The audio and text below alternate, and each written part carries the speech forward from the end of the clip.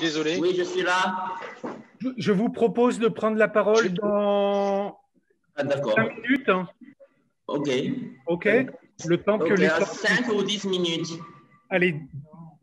Non, bon, en fait, moi, j'étais invité par Dr. Chao. Et aussi, il m'a dit que vous avez cette conférence. Allez-y. Allez-y Oui. maintenant alors. Moi, je dois vous laisser. Merci à toutes et à tous. Je suis désolé de ne pas pouvoir rester plus longtemps. Salut Xavier. Salut, à bientôt. Désolé, j'ai repris. Donc, Dr. Chen, est-ce que vous voulez partager votre écran ou Oui, en fait, j'ai un petit diapositive à présenter si vous voulez. Voilà, vous êtes co-animateur, donc normalement, vous devez pouvoir partager votre écran. J'ai essayé. Non. Non. Encore interdit, ouais. Bon, alors bougez pas, je vous mets chef. Comment? Il y a une fenêtre au centre de l'écran, il faut quitter seulement. Ah, pardon. Non, mais oh oui, ok. Voilà, donc là, ça doit marcher. Oui, ça marche. Ok, bon, en fait, moi, je suis invité par Dr. Chao pour participer à cette réunion. Je ne sais pas quelle information vous intéressez. En fait, l'année dernière, quand j'étais à Wuhan, on a un séminaire en ligne franco-chinoise qui a été organisé par notre université et le APHP. Dans ce séminaire, je présente la protection du personnel médical à Wuhan. Bon, je pense que ça peut-être vous intéresse pas. Oui ou non? Si. Bon. Oui, en fait, ok. Pardon, donc, je juste parle un tout petit peu. Donc, je suis la 6e équipe médico anti-Covid-19 qui est envoyée à Wuhan de Shanghai. Notre équipe, y compris 136 personnes, y compris 31 spécialistes, pneumologues, réanimateurs, infectiologues, urgentistes, cardiologues, neurologues, etc. Et aussi pour le diagnostiquer et le traitement, le multidiscipline, difficulté partout, les spécialistes, ça peut bien aider pour les patients. Encore, on a 100 infirmières ou encore 5 personnels administratifs. Donc, on est arrivé le 2020, février 9. À ce jour-là, il y a encore plus de vingtaine d'équipes médicales venues de différentes provinces chinoises. À Wuhan, à la fin du mois d'avril, il y a jusqu'aux 42 000 personnes soignantes à Wuhan. On était travaillé dans l'hôpital Tongji de Wuhan, de division concours. En fait, avant, c'est un grand hôpital dans 4 services médicaux, 1000 lits.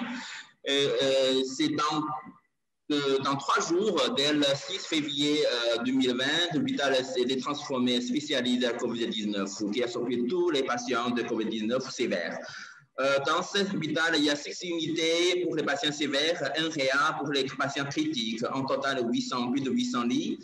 17 équipes médicales viennent de différentes provinces de Shanghai, de Ningbo, de Hangzhou, etc. Chaque équipe présente en une unité. En fait, au février 2002, en Chine, il y a 72 000 patients. Maintenant, je pense le chiffre en Chine, c'est 88 000 patients. Mais parmi les patients, il y a des personnes soignantes, il y a 3 000 cas. Et aussi, dans ces 3 000 cas, il y a des cas très sévères, entre 17% et 38%. Donc, on a fait une promotion protection individuelle et aussi le service conventionnel s'était transformé en 3 jours pour devenir un service d'isolement, y compris une zone propre, zone contaminée et zone semi-contaminée. Aussi, c'est dans la zone contaminée, on a tout bien déshabillé. On traite les patients avec la ventilation invasive et non invasive. Même dans la zone propre, on met le masque et le chapelote 24 heures sur 24 heures. On communiquait entre zones contaminées par le téléphone. Voici, ça c'est l'équipement protection individuelle quand on fait le soin, etc.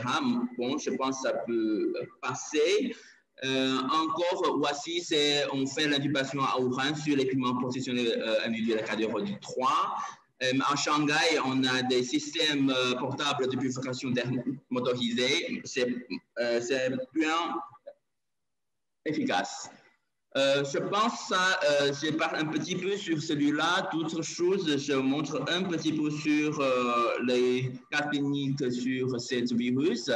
En fait, le virus, c'est une grande épidémie dans le monde. Dans entre 1918 et 1919, je pense. C'est l'influenza d'Espagne qui donne des décès, je pense, en total au monde entier, c'est 30 000 patients. Entre 2002 et 2003, il y a de SARS. Donc maintenant, c'est SARS-CoV-2, mais avant, c'est SARS.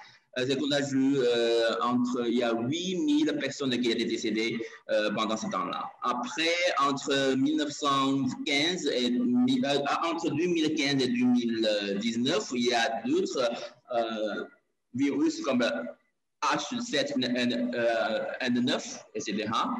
Et aussi, voici, c'est la fréquence, la prévalence de décès de COVID-19 et la prévalence de transmission. Vous montrez aussi d'autres maladies contagieuses, mais on dit maintenant la prévalence de décès, c'est entre 0,7 et 3,4. Bon, c'est pas très évident. Mais la transmission, oui. Un patient peut être 3 patients qui peuvent être contagieux. Aussi, c'est le jour de l'incubation. On dit c'est 2 ou 14 jours. Mais comme maintenant en Chine, il y a beaucoup de patients qui viennent d'autres pays, on a mettre dans l'hôtel pour 15 jours, mais après ces 15 jours, on encore retrouve, il y a des patients qui peuvent avoir des tests positifs sur SARS-CoV-2. Donc maintenant, peut-être on propose la 14 jours d'isolement dans l'hôtel, mais plus 14 jours à la maison pour bien protéger. Les symptômes, le professeur Isabelle Pluma a déjà parlé un peu. Et aussi, dans notre expérience ou bien dans l'expérience du monde entier, les patients plus âgés, les patients immunocomprimés, les patients plus obésité, qui peut avoir un système très sévère. Aussi, chez les patients avec le BCO et l'asthme et d'autres problèmes chroniques qui peuvent avoir des stades très sévères. Voici, il y a des cas d'infection sur le COVID-19. Dans cette SARS-CoV-2 infection, on peut avoir d'autres virus ou bien des bactéries. Le scanner le scanner ne peut pas être très précis pour diagnostiquer le COVID-19. Avant, on n'a pas beaucoup de façons pour faire le PCR entre janvier et février 2020. Donc, chaque patient qui a des fièvres, on doit faire un scanner pour voir s'il y a des possibilités, peut-être une infection de virus. Mais maintenant, on peut faire le prélèvement nasopharyngé très facile. Un PCR test va être un résultat dans 2 ou 3 heures. Donc, ça fait très facile pour faire la diagnostic. En Chine, même en Shanghai, il y a de fibre clinique, c'est-à-dire qu'il y a des problèmes de température et tout doit présent dans cette fibre clinique. Et on doit faire le diagnostic par le PCR. Donc ça, c'est le protocole pour faire le PCR. Si c'est un patient un peu de symptômes, on va les cracher du sang pour faire la PCR. Si c'est positif, OK, on met dans la salle d'isolement. Si c'est négatif, on va refaire une deuxième PCR dans 24 heures. Si le deuxième PCR c'est positif, on le met dans la salle d'isolement. Si c'est négatif, donc essayez de trouver toutes simples comme les urines, des sangs, des lavages bronchiques, etc. Aussi, on utilisait les next generation of séquencing pour détecter des virus. Aussi, on demande d'autres laboratoires pour confirmer si c'est positif et négatif. Pour le traitement, il n'y a aucun médicament qui est fonctionné maintenant. Même quand nous sommes en Wuhan, on a lancé une clinique research sur l'hydroxyquinolone pour traiter les patients sévères même, mais on ne trouve pas d'efficacité. Ce résultat est publié dans le British Medical Journal. Comme le syndrome de détresse respiratoire aiguë, c'est le syndrome plus sévère chez les patients qui atteignent le COVID-19. Donc, ventilation invasive, même l'ECMO, c'est beaucoup utilisé chez les patients. Donc, il y a une comparaison entre Wuhan et Shanghai. Si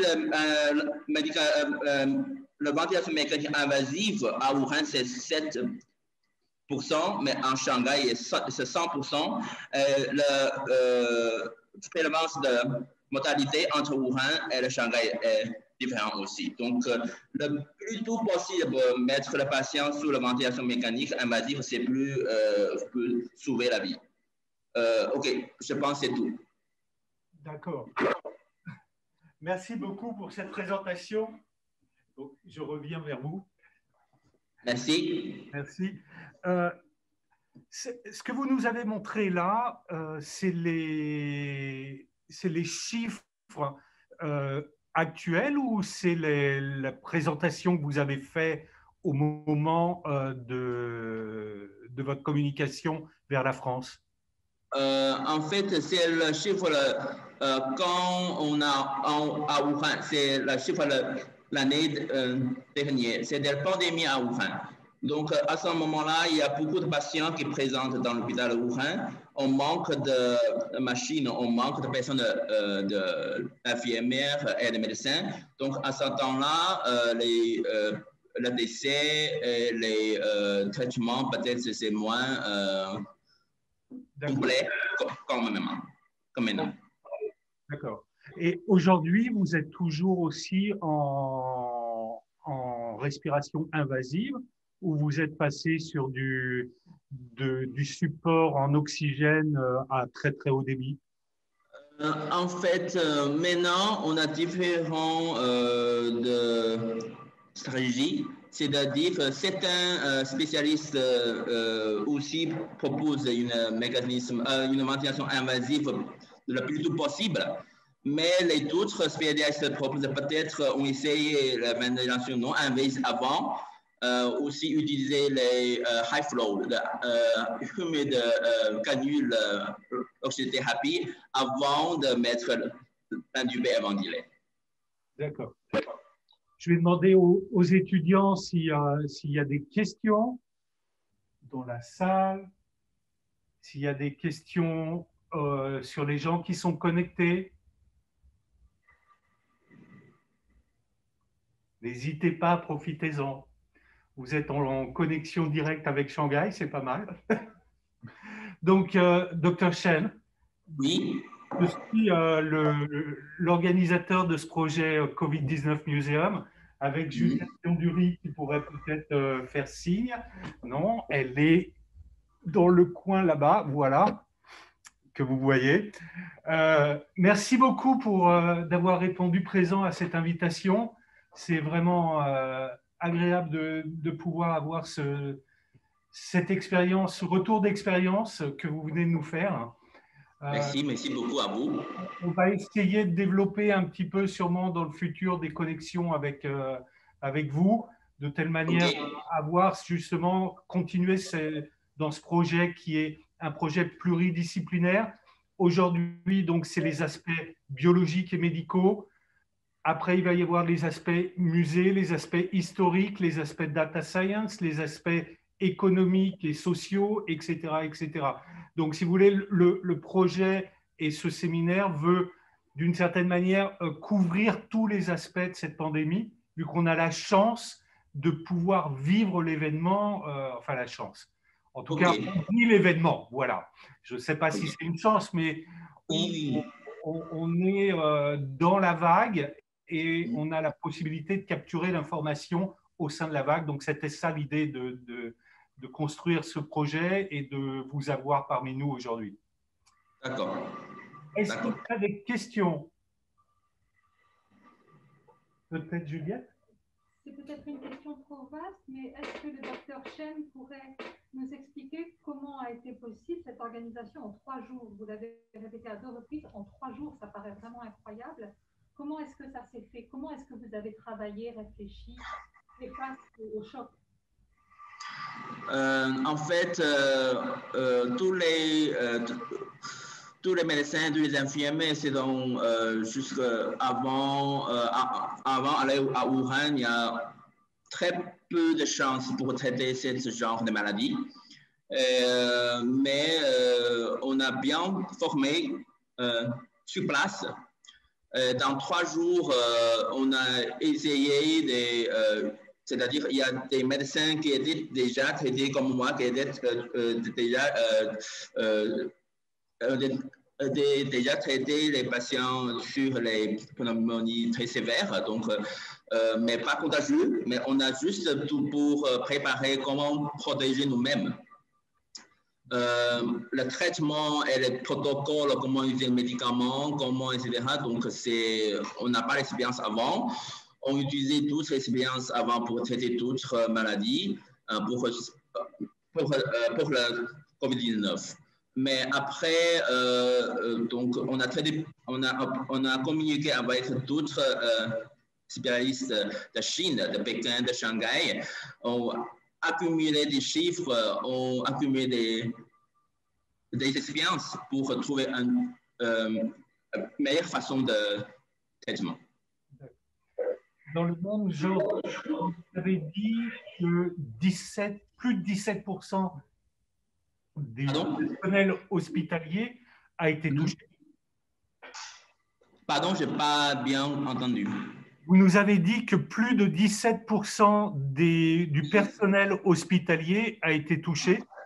Oui, c'est ça. C'est juste au début de cette pandémie, c'est-à-dire qu'avant, des personnes médecins, des infirmières, pas bien protégés nous-mêmes. Parce que comme les pneumologues et les infirmières qui voient les patients toujours avoir un masque, mais comme les ophtalmologues, ORL et tout, juste dans la consultation, même dans le service, ils ne prennent pas le masque.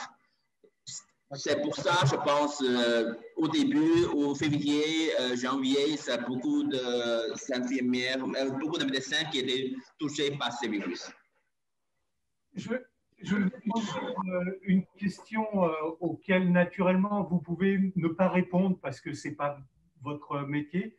Est-ce que vous pensez, selon vous, que Wuhan a été le premier endroit, non pas où est apparu le premier patient, mais où le virus s'est développé, ou est-ce que vous pensez que le virus a pu se développer ailleurs et est né sous une forme dangereuse seulement à Wuhan? En fait, je suis incapable de faire cette conclusion, mais d'après d'autres références et des articles, il y a des virus qui étaient déjà détectés avant novembre 2019 dans le monde entier. Peut-être c'est juste à Wuhan, il y a une pic de cette épidémie, mais à mon avis, ce virus-là existe dans le monde entier longtemps. Oui, ça, je suis d'accord. On a une étude italienne qui dit qu'ils avaient du SARS-CoV déjà sûrement vers septembre 2019. Y a-t-il des questions? Je vous demande à la télé parce que je ne vous vois pas. Donc, y a-t-il... Oui, Julia? J'ai une question. si je comprends bien, il a fallu improviser à partir de votre expérience professionnelle et en dialoguant avec des collègues d'autres services et d'autres hôpitaux. Est-ce que l'expérience que vous avez acquise maintenant, vous la conservez et est-ce que vous la transmettez?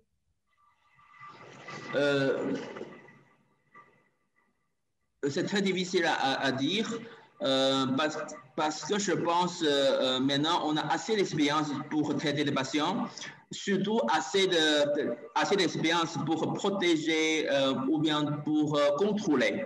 C'est-à-dire maintenant la façon, la stratégie de diminuer cette infection, c'est pas la traiter, c'est comment contrôler. Mettez les masques, lever les mains. Aussi, même comme nous qui travaillons dans l'hôpital, on doit chaque semaine, on doit faire un prélèvement nasopharyngé pour faire le PCR. Okay. Et alors, pour aller dans l'esprit du COVID-19 Museum, est-ce que vous avez conservé les traces des évolutions, des règles, des procédures dans l'hôpital? Est-ce que vous avez gardé les traces du matériel que vous avez pu utiliser qui pourrait apporter de l'information, pas aujourd'hui, mais dans 20 ans ou dans 30 ans ou dans 50 ans, au moment où il y a une prochaine épidémie? Oui, c'est ça. Avant, on n'a pas très d'expérience pour ce genre de maladie et ce genre de protection. Maintenant, dans la faculté de médecine, pour les étudiants, on a ouvert quand même juste un cours pour comment protéger, comment faire les masques, faire les habillés. Et aussi, on faire d'autres formations pour les citoyens. Je pense que ça peut être un longtemps, ce virus qui vont vivre avec nous. Et on doit préparer tout. Il y a ces virus-là, ça se trouve 2 peut-être. Après, il y a ça se trouve 3, ça se trouve 4 peut-être. Donc, aux médecins ou les infirmiers dans l'hôpital, même pas dans le service pneumologie ou infectieuse, même les facultés de médecine, dans la faculté, tous les professeurs et les étudiants qui préparaient. Est-ce que vous avez la connaissance d'un projet de virtualisation des salles COVID+, qui permettrait aux étudiants de voir le fonctionnement d'un service COVID+, sans aller à l'intérieur d'un hôpital? Je ne sais pas encore si ça a déjà démarré ou pas, mais on a quand même en train d'essayer de faire ça parce que en Shanghai, on a un hôpital spécialisé pour traiter le COVID-19 les patients. On va mettre aussi les caméras, on prend les photos et tout. Aussi, on a encore discuté pour faire une centre de simulation. On a, dans notre hôpital, il y a un centre de simulation, mais pas pour le COVID-19, mais on prépare une salle pour mettre la zone propre et zone contaminée pour mettre les règles, comment la faire. OK. D'autres questions? Eh bien, allez-y. Ok, moi je veux juste revenir sur le traitement. Oui. On voit que le traitement est symptomatique tout simplement. Est-ce qu'il y a des recherches qui visent à trouver des traitements spécifiques? Pardon, je ne vous entends pas très bien. La question est, actuellement, y a-t-il encore des recherches pour trouver un traitement spécifique? Spécifique, oui. Du COVID-19 et en fait, tous les médicaments, les antivirus, même les monocorps et tout sont inefficaces. Premièrement, le traitement, c'est la vaccination, je pense. Moi, j'ai fait la deuxième émission de vacciner hier. En Chine, en Shanghai, on a plus de 1 million de personnes est déjà vaccinées. Je pense en Europe, en États-Unis, il y a beaucoup de monde à peu près vacciné. Je pense que ça, c'est le traitement. Par rapport à d'autres traitements antivirus, même les influenza, même d'autres virus, on n'a pas beaucoup de médicaments pour les traiter. Actuellement, en cours, puisque c'est un virus à ARN et la mutation peut se faire à n'importe quel moment. Au cas où il y a mutation virale, avec le vaccin qui est en cours actuellement, comment est-ce qu'on peut faire maintenant? Est-ce que le vaccin sera efficace pour les nouveaux virus acquis par mutation? Vous avez entendu ou vous voulez que je répète? Vous voulez que je répète, s'il vous plaît? D'accord. Donc la question est, vu que c'est un virus à ARN, au regard des vaccins qui sont en train de se mettre en place, est-ce que vous pensez que cette stratégie va être suffisante ou pas? Je pense que ça peut être suffisant, mais on ne peut pas utiliser qu'une seule stratégie pour les traiter. Mettez les masques, lavez les mains, restez les distances sociaux, peut-être c'est encore, il faut continuer à faire. Je voulais remercier le docteur pour son excellent français et pour nous parler en français. Oui. Vous avez entendu, docteur Chen? Non, pardon. Juliette disait un grand merci pour votre français qui est absolument excellent et d'intervenir en français. Franchement, c'est assez remarquable. Peut-être un collègue peut intervenir. Oui, bonjour, docteur Chen. Je suis moi-même médecin et je ne suis pas du tout pneumologue ou réanimateur. Je suis juste rhumatologue et immunologiste. Et j'ai eu l'occasion de transformer mon service en service Covid durant l'infection, et c'est encore d'ailleurs plus ou moins le cas. Je me pose une question à laquelle vous pourrez peut-être répondre puisque vous étiez vraiment à Wuhan à ce moment-là. La région de Wuhan comporte à peu près 50 millions d'habitants. Hein. Je vois ça, c'est vu de Paris, et donc je peux me tromper de facilement de 10 millions. Je voudrais savoir comment vous expliquez, compte tenu du caractère extrêmement nouveau de ce qui est arrivé, qui n'était pas connu auparavant, et donc du fait que pendant longtemps, enfin pendant un certain temps, on a eu un petit peu de difficulté à prendre conscience de la gravité de cette épidémie. Comment vous expliquez que les chiffres dont on dispose semblent montrer qu'il y a eu relativement peu de décès? Est-ce qu'il y a des explications à cela? La première chose, c'est sûr, on dit que tous les chiffres de décès qui étaient confirmés par le test PCR. C'est-à-dire que quand on arrive à Wuhan au mois de février, ou janvier, il y a peu d'instruments pour faire ce test PCR. Donc, c'est sûr, il y a des patients qui sont décédés. Peut-être on ne peut pas. Il y a des patients qui étaient infectés dans ce virus, mais pas de résultats de PCR positifs, mais pas dans le chiffre. Mais après, je pense que c'est tous les médecins, tous les infirmières qui font beaucoup d'efforts pour sauver la vie. Comme je vous présente tout à l'heure, on a dans Wuhan, il y a des grands hôpitaux qui ont 1000 lits, qui étaient tout transformés dans 3 jours pour s'occuper des patients. Il n'y a pas seul l'hôpital comme ça. Dans ma connaissance, il y avait dizaines. C'est-à-dire qu'il y a plus de 10 000 lits qui sont ouverts pour les patients sévères. Donc, chaque patient sévère peut être dans le service, dans l'hôpital. Comme nous avons 130 personnes, 30 docteurs, 100 infirmières qui s'occupent de 50 patients. Il y a encore 200 docteurs et infirmières qui travaillent dans le réa pour s'occuper de 30 patients. C'est pour ça beaucoup d'infirmières et les médecins qui font des efforts pour sauver la vie. Je pense maintenant, quand on revient dans le temps de décembre 2019 et de janvier 2020, il y a beaucoup de patients qui sont infectés, qui sont présents dans l'hôpital, mais on n'a pas assez préparé pour s'occuper de ce genre de pandémie. Il y a beaucoup de patients qui entrent tout un temps dans le service.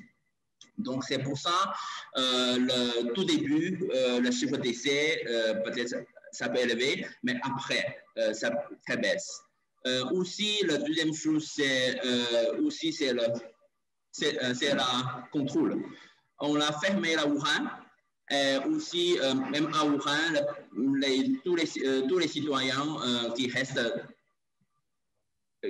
à la maison. Donc, pour couper cette chaîne contagieuse, ça donne beaucoup d'efficace. Ça diminue les populations qui sont infectées. Aussi, ça diminue le taux de décès, je pense.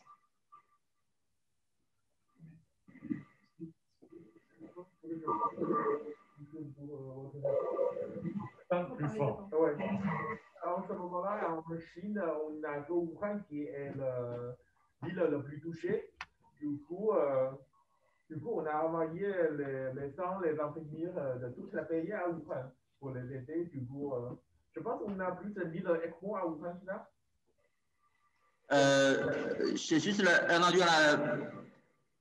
la moitié de la question. Le deuxième part, c'est... Je t'approche. Ouais. Je répète là.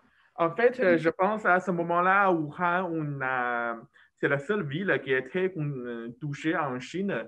Du coup, on a envoyé les médecins, les infirmières et les équipements, tout le pays à Wuhan. À ce moment-là, on a peut-être, je pense, il y a plus de 1000 ECMO à Wuhan, c'est ça? Oui. Mais en Europe, ce n'est pas la même chose. C'est toute l'Europe qui est touchée. Du coup, on n'a pas assez de médecins, assez d'équipements pour sauver la vie. Oui, tout début, la protection personnelle, on en manque. Les machines de ventilation, on en manque aussi. Les masques même.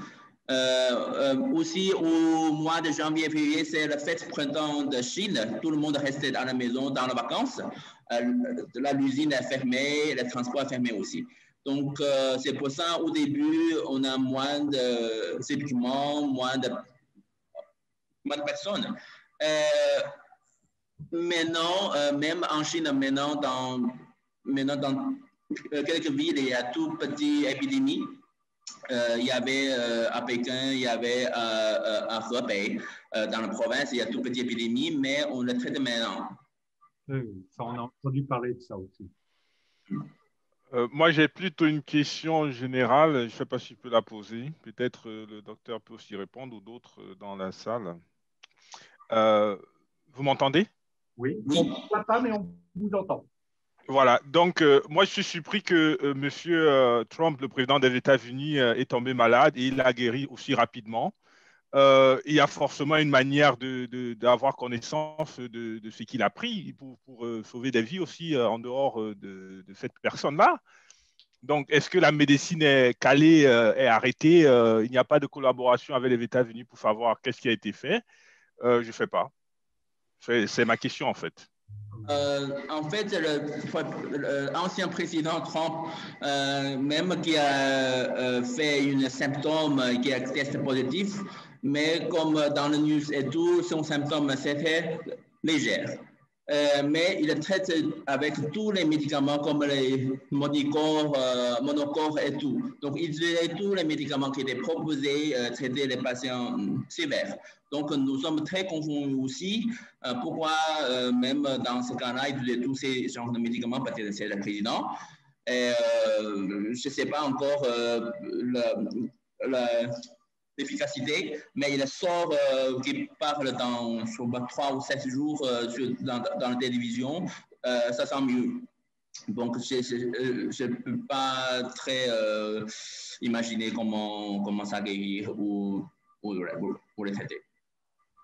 Oui, je suis pas le médecin traitant de M. Trump. Néanmoins, dans ce que j'ai lu et entendu, il semble avoir reçu, je dis bien, un anticorps monoclonal, c'est-à-dire un missile finalement, hein, dirigé. Aussi la plasma de convalescence aussi, je pense. Voilà, dirigé contre la protéine Spike et peut-être du sérum de plasma de patients qui sont des traitements donc expérimentaux. Oui. Sur un cas, il n'est pas question de conclure et il faut faire très très attention de bien différencier, notamment dans ce séminaire qui est un séminaire doctoral, donc où la construction de la pensée est très très importante. Il faut faire attention de bien différencier l'anecdote, qui est importante, de ce qu'on peut en tirer. Et M. Trump a survécu à son infection, supposé qu'il l'ait eu, il l'a probablement eu, comme il a survécu à son infection, comme la plupart des gens. Hein. Il faut bien voir que 99,5% des personnes qui contractent le coronavirus SARS-CoV-2 ne meurent pas. Il en meurt 1 sur 200 environ. Hein, je cite ces chiffres, après on peut les discuter d'un pays à l'autre, etc. Et donc, que M. Trump ait survécu n'est pas la conséquence nécessaire et certaine du traitement qu'il a reçu, d'une part, et d'autre part, quant à la collaboration scientifique entre les équipes du monde entier, y compris d'ailleurs que ce soit la Chine, les États-Unis, l'Europe, etc., dans ce que je peux en connaître, a été d'un haut niveau. Et je crois qu'à ce jour, parce que j'ai regardé ce matin juste avant de venir, il y avait 94 500 articles parus depuis le 1er janvier 2020 sur le sujet, ce qui montre un certain dynamisme de la recherche. Et encore, toutes les collaborations n'ont pas été publiées. Alors, après, on reconnaît que dans tous ces articles, il y en a des pas très bons, il y en a des très mauvais, il y en a des faux, et puis il y en a quelques-uns qui sont bons. Mais je suis persuadé, alors j'ai un conflit d'intérêts, je suis moi-même un peu scientifique, et c'est vrai que ça me gêne quelquefois quand on dit qu'il n'y a pas de collaboration, mais je crois que c'est la réalité. Il y a vraiment eu une collaboration à la fois humaine et scientifique. Après que ces collaborations n'aient pas été indemnes d'arrière-pensée politique, c'est possible. Mais du point de vue des connaissances, je pense que ça a été positif. Voilà, je vous donne les éléments que j'ai. Hein. Si moi, je peux, donc là, c'est de nouveau Yves Rossignol, si je peux répondre à votre question sur Trump, vous devez aussi, alors bon, déjà, effectivement, hein, le fait d'avoir moins d'une personne sur 200 qui décède quand elle est infectée, c'est une chose. L'autre chose, c'est qu'on peut imaginer que Trump, malgré le théâtre extérieur qu'il a présenté au monde, se faisait tester tous les jours. Donc, dès le moment où il a été en contact avec du SARS-CoV, il a été pris en charge, ce qui doit aussi réduire fondamentalement la dangerosité. Donc, peut-être qu'il n'était même pas dans du 1 sur 200, mais peut-être qu'il était dans du 1 sur 1000, voire 1 sur 10 000. Juliette, tu voulais dire quelque chose? Oui, je voulais apporter un élément de réponse ou plutôt faire un rappel de quelque chose. Plus fort.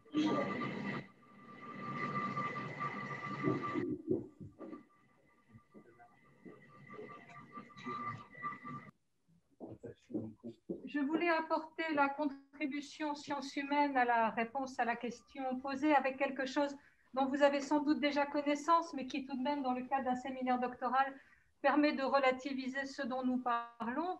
La guérison de Donald Trump, elle est avérée puisqu'il est vivant et qu'il a quitté la Maison-Blanche.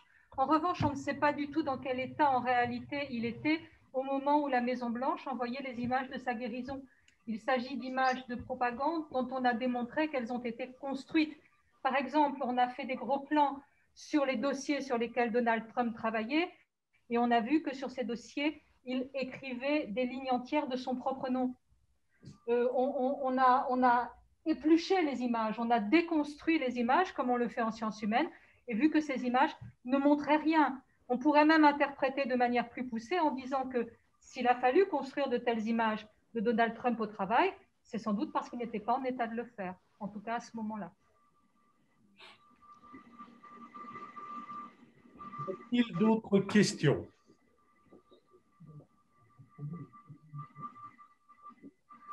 Bon, ben, je crois qu'on a fait le tour un petit peu des questions. Docteur Chen, on va encore vous remercier beaucoup pour cette intervention. Merci à vous tous. J'espère qu'on va pouvoir garder le contact et qu'on va pouvoir essayer de faire une collaboration dans le cadre de ce projet. Donc, je vous enverrai un mail de nouveau en espérant qu'on puisse se mettre en contact de manière plus régulière. OK. Voilà, je vous remercie. Merci, professeur. Donc, il est 12h07. On n'a pas fait de grande pause de la matinée, donc je vous propose quand même de s'arrêter 15 minutes pour que tout le monde puisse se détendre les jambes.